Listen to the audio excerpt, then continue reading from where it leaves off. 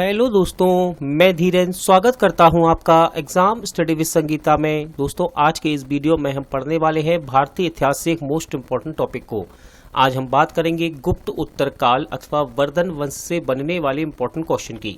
दोस्तों, ये भारतीय इतिहास का पार्ट 20 है और गुप्त उत्तर काल अथवा वर्धन वंश से पहला भाग है। यदि आपने इससे पहले के पार्ट नहीं देखे हैं तो आप प्लेलिस्ट में जाकर पढ़ सकते हैं उन्हें। सभी पार्ट आपके आने वाली सभी प्रकार की प्रतियोगिता परीक्षाओं के लिए इंपॉर्टेंट रहेंगे, जहां पर इतिहास एक इंपॉर्टेंट टॉपिक बनता है, चाहे वो रेलवे का एग्जाम हो, एसएससी का एग्जाम हो या फिर किसी स्टेट लेवल का एग्जाम। दोस्तों, यदि आपको ये वीडियो अच्छा लगे, हेल्पफुल लगे तो प्लीज़ वीडियो को लाइक और शेयर जरूर कीजिएगा। और यदि अब तक आपने हमारे चैनल को सब्सक्राइब नहीं किया है तो प्लीज़ चैनल को सब्सक्राइब जरूर कीजिएगा, जिससे कि आपको मेरे आने वाले नए वीडियो का नोटिफिकेशन टाइम पर मिलता रहे।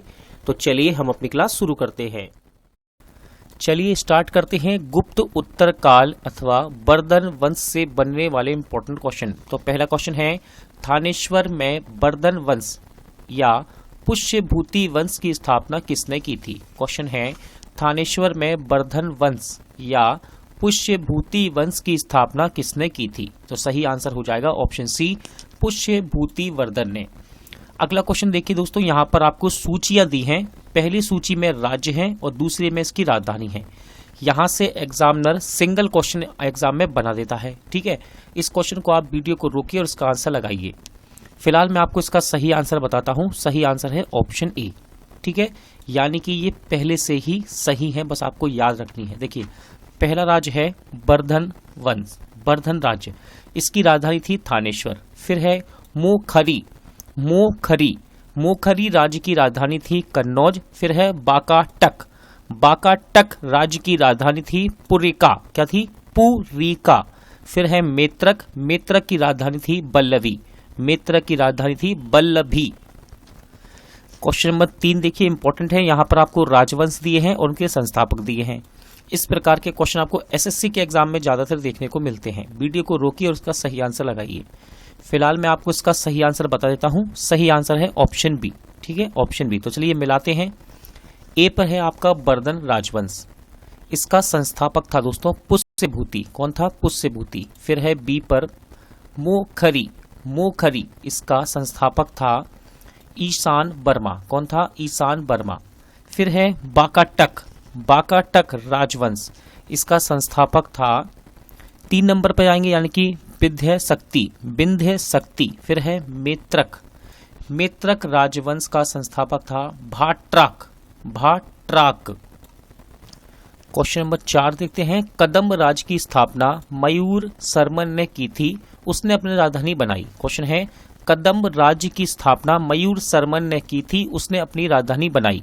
सही आंसर है ऑप्शन सी, बैजयंती या फिर बनवासी, बैजयंती या फिर बनवासी। अगला क्वेश्चन है, निम्नलिखित में से वह अंतिम बौद्ध राजा कौन था जो संस्कृत का महान विद्वान और लेखक था? इंपॉर्टेंट क्वेश्चन है, क्वेश्चन ये एसएससी के एग्जाम में पूछा गया है। निम्नलिखित में से वह अंतिम बौद्ध राजा कौन था जो संस्कृत का महान विद्वान व लेखक था? सही आंसर है हर्षवर्धन, ऑप्शन डी आपका राइट आंसर है। हर्षचरित किसके द्वारा लिखी गई थी? इंपॉर्टेंट क्वेश्चन है।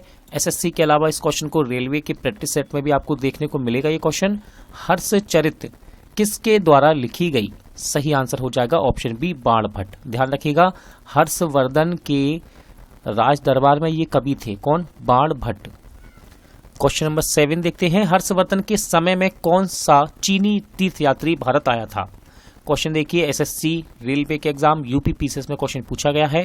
हर्षवर्धन के समय में कौन सा चीनी तीर्थयात्री भारत आया था? सही आंसर हो जाएगा हैनसांग, हैनसांग, ऑप्शन डी। चालुक्य राजा पुलकेशिन द्वितीय को किसने पराजित किया? मोस्ट इंपॉर्टेंट क्वेश्चन रहता है, एसएससी में क्वेश्चन पूछा गया ये भी। चालुक्य राजा पुलकेशिन द्वितीय को किसने पराजित किया था? सही आंसर है दोस्तों ऑप्शन बी, सही आंसर है ऑप्शन बी, नरसिंह वर्मन प्रथम ने। किसने? नरसिंह वर्मन प्रथम ने। किस व्यक्ति को द्वितीय अशोक कहा जाता है? इंपॉर्टेंट क्वेश्चन रहेगा, इंटरेस्टिंग क्वेश्चन है। किस व्यक्ति को द्वितीय अशोक कहा जाता है? राइट आंसर है हर्षवर्धन। देखिए, सारे ही क्वेश्चन यहाँ पर 4 क्वेश्चन दिए हैं 7 से लेकर 10 नंबर तक, और सभी क्वेश्चन ये एग्जाम में पूछे गए हैं एसएससी के एग्जाम में, इसलिए ये वीडियो इंपॉर्टेंट है आपके लिए। नेक्स्ट है, बाणभट्ट किस सम्राट के राज दरबारी कवि थे? बाणभट्ट किस सम्राट के राज दरबारी कवि थे? सही आंसर है ऑप्शन सी हर्षवर्धन। अभी मैंने आपको बताया भी था बाणभट्ट किसके राज दरबार में कवि थे, हर्षवर्धन, और इन्हीं के द्वारा लिखी गई हर्षचरित। हर्ष एवं पुलकेशिन द्वितीय के मध्य हुए संघर्ष की जानकारी कहां से मिलती है? क्वेश्चन है हर्ष एवं पुलकेशिन द्वितीय के मध्य हुए संघर्ष की जानकारी कहां से मिलती है? सही आंसर है आपका ऐहोल अभिलेख से। किससे? ऐहोल अभिलेख से। अगला क्वेश्चन है प्रतापशील, हुण, हरिण, केसरी, महाराजाधिराज नामक उपाधियां निम्न में से किसकी थी? इंपॉर्टेंट क्वेश्चन रहेगा। प्रतापशील, हुण, हरिण, केसरी, महाराजाधिराज नामक उपाधियां निम्न में से किसकी थी? राइट आंसर है प्रभाकर बर्धन। किसकी थी? प्रभाकर बर्धन की। अगला क्वेश्चन है सम्राट हर्ष ने अपनी राजधानी थानेश्वर से कहां स्थानांतरित की थी? देखिए यहाँ पर लिखा हुआ नहीं है, लेकिन मैं आपको बता देता हूं, ये क्वेश्चन आपको एसएससी और रेलवे के प्रैक्टिस सेट में प्रीवियस ईयर के क्वेश्चन में जरूर देखने को मिलेगा। इंपॉर्टेंट क्वेश्चन है सम्राट हर्ष ने अपनी राजधानी थानेश्वर से कहां स्थानांतरित की थी? सही आंसर हो जाएगा कन्नौज। कहां पर? कन्नौज। सकलोत्रापथनाथ किसे कहा जाता है? सकलोत्रापथनाथ किसे कहा जाता है? राइट आंसर है आपका हर्षवर्धन को। किसको कहा जाता है? हर्षवर्धन को। क्वेश्चन नंबर 15 देखते हैं। हैन सांग ने किसे शिलादित्य कहा? क्वेश्चन है हैन सांग ने किसे शिलादित्य कहा है? राइट आंसर हो जाएगा ऑप्शन डी हर्षवर्धन को। किसको? हर्षवर्धन को हैनसांग ने शिलादित्य कहा है। गुप्त वंश के ह्रास के पश्चात उत्तर भारत में बड़े भाग का पुनर्गठन किसने किया? रेलवे के एग्जाम में क्वेश्चन पूछा गया है, गुप्त वंश के ह्रास के पश्चात उत्तर भारत में बड़े भाग का पुनर्गठन किसने किया? राइट आंसर है ऑप्शन सी हर्षवर्धन ने। बंगाल का कौन सा शासक हर्ष का समकालीन था? बंगाल का कौन सा शासक हर्ष का समकालीन था? इंपॉर्टेंट क्वेश्चन है, आरआरबी के एग्जाम में, एएसएम और गुड्स गार्ड में क्वेश्चन पूछा गया गोरखपुर में। ठीक है, बंगाल का कौन सा शासक हर्ष का समकालीन था? राइट आंसर है ऑप्शन ए शशांक। कौन था दोस्तों? ये शशांक। चालुक्य शासक पुलकेशिन द्वितीय ने किस नदी के किनारे हर्षवर्धन को परास्त किया था? इंपॉर्टेंट क्वेश्चन है, रेलवे में पूछा गया। चालुक्य शासक पुलकेशिन द्वितीय ने किस नदी के किनारे हर्षवर्धन को परास्त किया था, यानी कि हराया था? सही आंसर है नर्मदा नदी के। ठीक है, नर्मदा नदी के किनारे ये युद्ध हुआ था इनके बीच। हर्ष के शासनकाल में उत्तर भारत का सबसे महत्वपूर्ण शहर कौन सा था? हर्ष के शासनकाल में उत्तर भारत का सबसे महत्वपूर्ण शहर कौन सा था? राइट आंसर हो जाएगा ऑप्शन सी कन्नौज। हर्ष की जीवनी किसने लिखी थी? क्वेश्चन है हर्ष की जीवनी किसने लिखी थी? सही आंसर है ऑप्शन बी बाणभट्ट। तीनों ही क्वेश्चन देखिए रेलवे के एग्जाम में पूछे गए हैं, ध्यान रखिएगा इस बात का। हर्षवर्धन अपनी धार्मिक सभा कहाँ किया करता था? रेलवे में क्वेश्चन पूछा गया टेक्नीशियन में, हर्षवर्धन अपनी धार्मिक सभा कहाँ करता था? सही आंसर है इसका ऑप्शन बी प्रयाग में। कहाँ पर? प्रयाग में। बर्धन वंश की राजधानी थानेश्वर किस प्रदेश में स्थित है? बर्धन वंश की राजधानी थानेश्वर किस प्रदेश में स्थित है? राइट आंसर हो जाएगा ऑप्शन बी।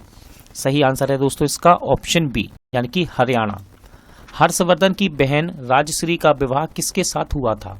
हर्षवर्धन की बहन राजश्री का विवाह किसके साथ हुआ था? सही आंसर है ऑप्शन बी मोखरी नरेश ग्रह वर्मा के साथ। मोखरी नरेश ग्रह वर्मा के साथ। हर्षवर्धन के अग्रज राज्यवर्धन सेकंड की हत्या किसने की थी? हर्षवर्धन के अग्रज राज्यवर्धन द्वितीय की हत्या किसने की थी? सही आंसर है ऑप्शन बी गौड़ नरेश शशांक। गौड़ नरेश शशांक ने की थी दोस्तों इसकी हत्या। हर्षवर्धन ने 606 ईस्वी में हर्ष संवत की स्थापना किस उपलक्ष्य में की थी? हर्षवर्धन ने 606 ईस्वी में हर्ष संवत की स्थापना किस उपलक्ष्य में की थी? सही आंसर है ऑप्शन ए अपने राज्यरोहण के उपलक्ष्य में।